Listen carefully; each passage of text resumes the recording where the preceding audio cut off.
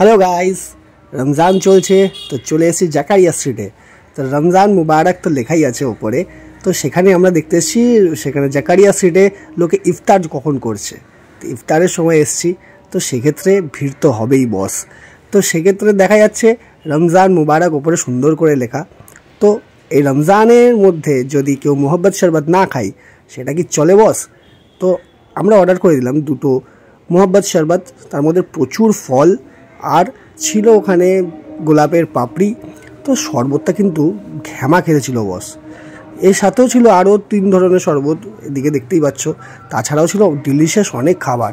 তো প্রথমে ভাবছিলাম ইনি খিচুড়ি ঢালছে, ভেবেছিলাম খিচুড়ি লাইনে দিতে হবে। তারপরে নাকি আমার বন্ধু বলল এটাকে বলে হালিম, মাটন হালিম।